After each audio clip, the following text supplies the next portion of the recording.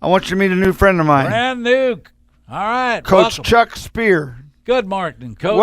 Welcome. Good morning, guys. Glad to be here. Thanks for inviting me. Good I'm to glad have you got this segment because we're going to find out more about you than you think anybody should know. Oh, boy. So we'll have a lot of it. fun. Mhm. Keith, let me describe our coach to All you. right, do so. Fine-looking young man, about Yes, sir. 6'3", maybe. Yeah. I'm shrinking. I was 6'4", but I think I'm shrinking. And did you play football? Yes, sir. I What did. position? I was a tight end, and I was a really good kicker. That's what I was a good tight end. The kicking got me the most of the scholarship in college. So When you get some time, and I know it'd be very hard to go back and get our podcast all the time, but there's a guy you need to meet, and I'll tell him about you. His name's Travis Bronner. He was on yesterday. okay. Travis is an ear, nose, and throat specialist. Played in Branson, All-American kicker at Missouri State. Went to Arkansas for a year and then had a fifth-year senior ahead of him and said, this is not going to work. His dad played at Arkansas. And so talk about some of his kicking stuff that we talked about this morning, Keith. Yeah, he was. I asked the question. It's on the game's on the line, and you're there to kick. You know, it'd be there extra point or field goal or something like that. What goes through your head? And he says, "Well, if you've done your job properly and you practiced like you should, it's all about muscle memory at that point." That is And 100%. So that's what you do. That is 100%. We try to teach our kids that too. With the repetition gets old. But when you get knocked around and the game's on the line, that muscle memory will just kick in, and you should be able to just do that. He said, I know we put the hand up, we look through the goal, we take the steps to the side, then when the ball snapped, it's automatic. For me, when I was in those situations, I would think through my head when I started getting nervous about the situation and all that. If God was looking down on us with a bunch of guys playing a game in plastic pads, it's not that big a deal. Just go do your job. Absolutely. So let's Go talk do about it. something fun before we go on. The Tampa Bay Buccaneers went for fourth down against the Chiefs. They got stopped with a few seconds left in the half. It's on their 49, and they parade out Harrison Butker. Yeah. He kicked a 69-yard field goal, and the sidelines went crazy. Could you kick a 69er? No, the longest I ever hit was 55. But, yeah, that was amazing. But then he turned around and missed one at the end. So And an full extra cycle. point. Yeah, full cycle of a kicker right there. You're a hero, and then you're not. So we want to go back because we've been following Hollister football since they first started. From the Coach Ropke's and Mike Last and so many good coaches through the Hollister system. First of all, for Keith and I and Good Morning Ozarks, welcome to town. Thank you. Let's go back and hear high school, where you went to college, and find out something about you. Okay, I was a military brat, so my dad moved us all over the place, but tried to keep us in the Midwest. We did to have 2 stints in Europe and Germany. So up until 9th grade, I guess 9th, 8th, 7th, 6th grade, I was over in Germany. Well, football's not a big deal in Germany. I played the other football. I played soccer and was pretty good at that. And we would fill the high school stadium, and they'd have a football game and couldn't hardly get anybody in the stands. But moved back to Junction City, Kansas when he was stationed at Fort Riley, and walked in, and they didn't even know what soccer was at the time. And so my dad signed me up for football, said, you're going to play football for a year. If you like it, you can keep doing it. And ended up loving it. Went through the whole process of the first year playing high school ball, hating it. And then when it's over, you're like, that was pretty cool. And then you go through it. And so had a good stint there and good enough where I got offered a scholarship, went and played at a junior college, Independence, Kansas, which gets a bad rap now from the Netflix special. But went down there, met a lot of great people, played there, went to Baker University, and they actually offered me a dual scholarship to kick for the football team and play soccer. Did that for a year and decided it was time to get done and go graduate. Sure.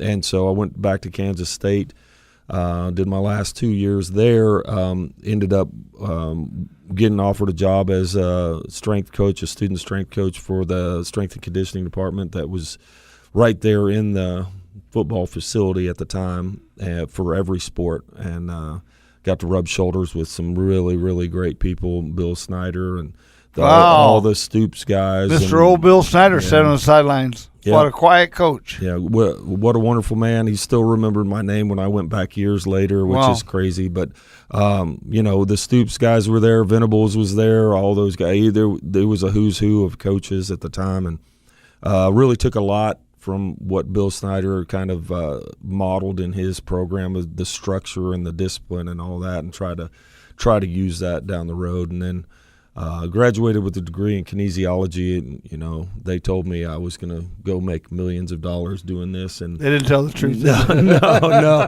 So then I got out, did some corporate wellness in Kansas City, and decided I was going to get into coaching, and ended up in Conway, Arkansas to start my career. Love Conway. Yeah, Conway, Arkansas. Make a left and go to Little Rock. Yeah, That's it. Yeah.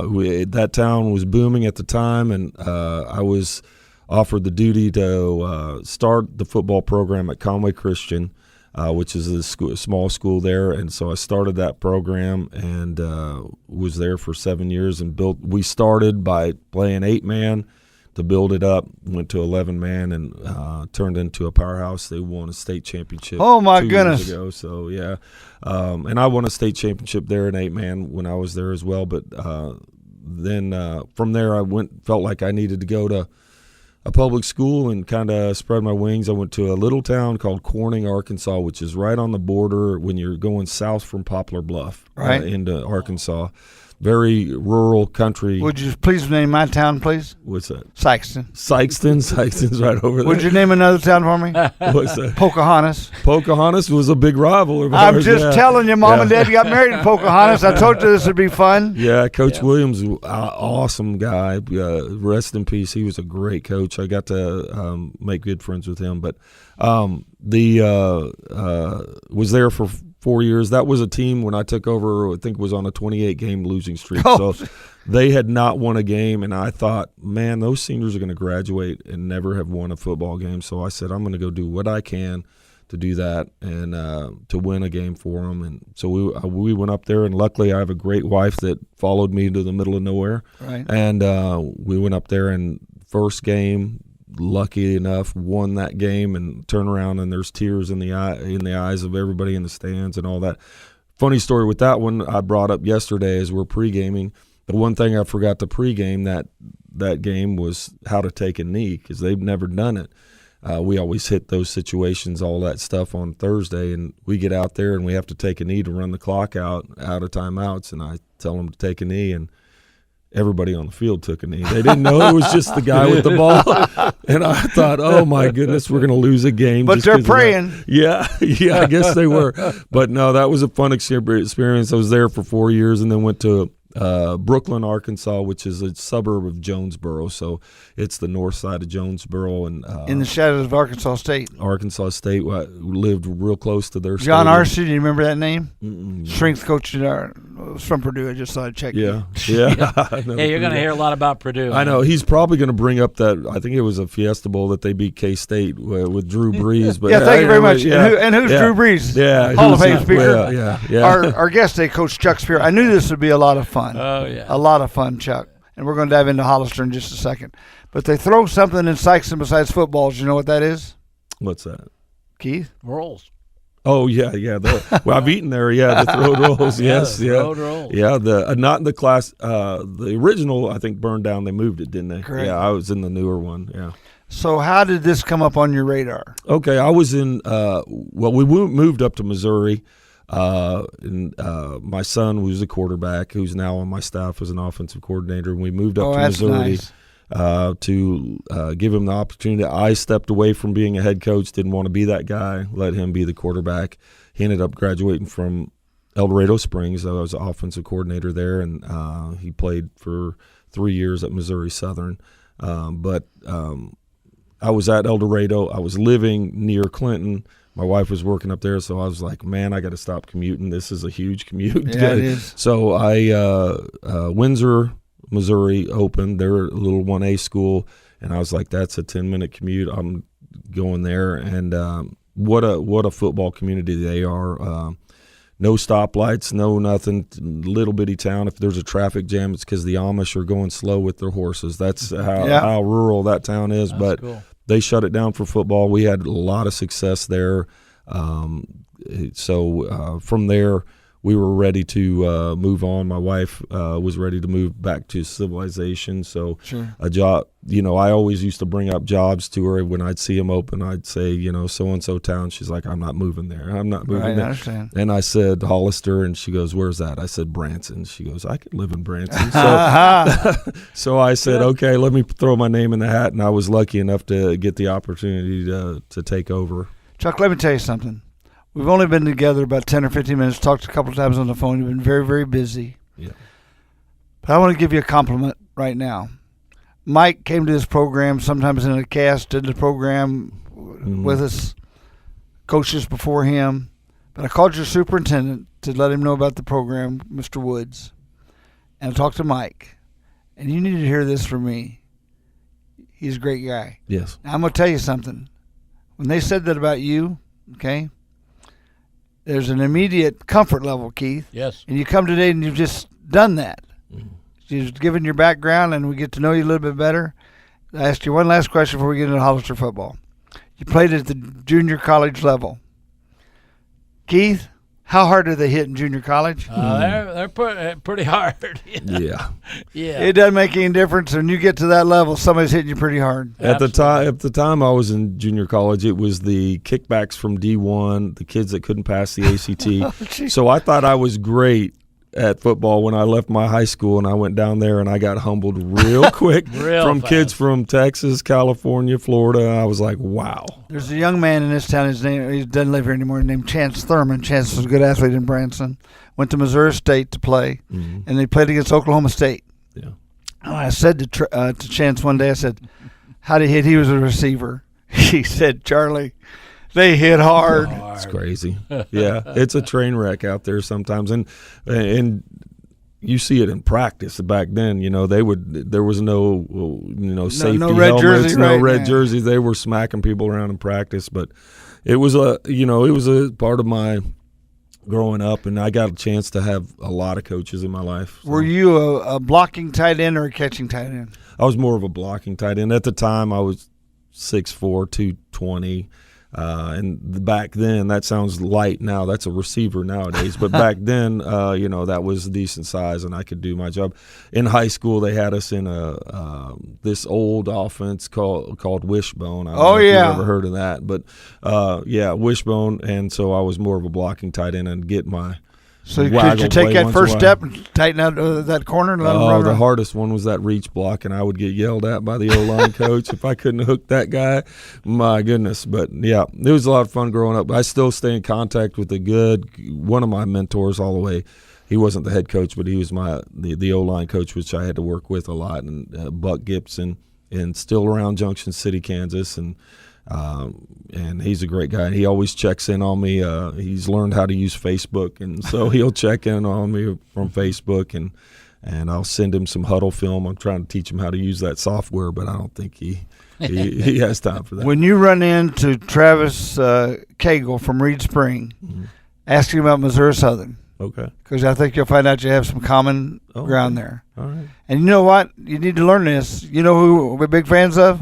Hollister Tigers. That's who we are. Right. Now, I realize my kids played at Branson. I announced football at Branson and Keith. But right now, we're Hollister Tiger fans. Keith? Yeah, I got the wrong color shirt on, but that's okay. That's right. So tell me what you're seeing. When did you actually get to the school to take over? I was able to use a lot of sick days from Windsor that they weren't going to pay me out. So we ended up moving down here in May.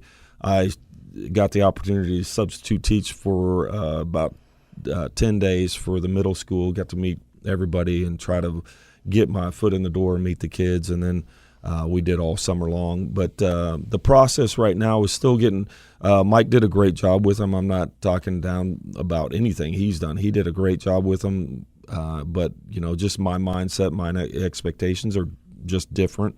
Sure. And so we're still instilling that. We've got a pretty young group. So if I can instill that in these guys and get them to believe in it, I think we're going to be pretty good down the road. Right now, I think I have suit up 5 seniors tonight. That's not very much, but the majority of the team are sophomores. And Well, look at your background for a second. Go back to those schools in Arkansas that have not won. This is not a coach that's coming in and saying, look, I've been at Jeff City, Webb City, I've been in all these places. You've got a mind for how do you take a team that's had some good coaching and improve on that. Right. Yeah, that's exactly what I'm doing. So there's some kids out there. It's not like these kids can't play. They can play. And then bringing my son along as well. He grew up in my offense. He's been doing it since 4th grade, so he knows how to teach it. And so I've got 2 guys doing that on the offensive end. We kept Coach Tanner, who was the defensive coordinator last year, on the defensive side, so nothing's really new there. The kids understand that stuff. So as much as you're the new guy and you want your style brought in, I'm not rocking the boat too much all right off the bat. But our kids are buying in slowly, and they're going to get on the same page, I'm sure. With your offensive coordinator, your coach, are you throwing it? Are you running? Are you flex bone? What are you?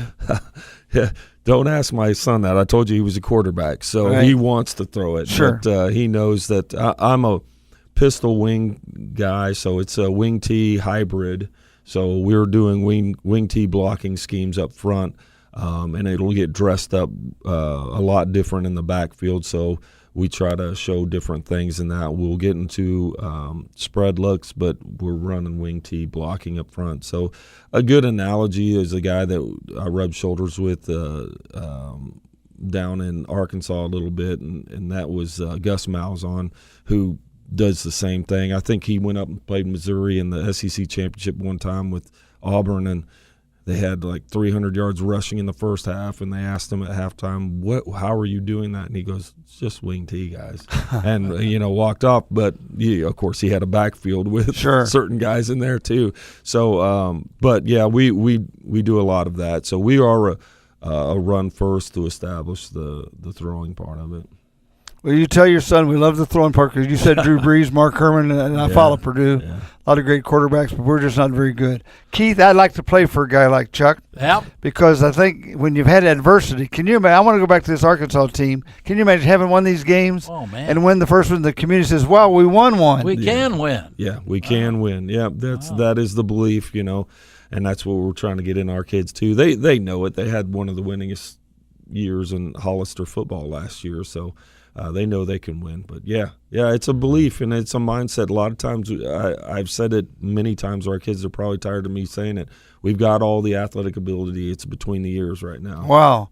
You've made me feel good today about Purdue football. You know what? There is a chance for you. Bring on Ohio State and Michigan. We'll throw the ball or do something. Chuck, it's been a lot of fun. Yeah. I realize this is our first time, but this is going to be great. Yeah. Some Fridays I got to be gone. Keith will be here. There's a sports guy by the name of Scott McCauley who you'll meet. Okay. Have you met Scott yet? I have not. Well, I'll tell him we talked today. He's been 35 years announcing the games himself and others in Branson. You'll meet him. I'll tell him we met today. I forget who your announcer is at Hollister now.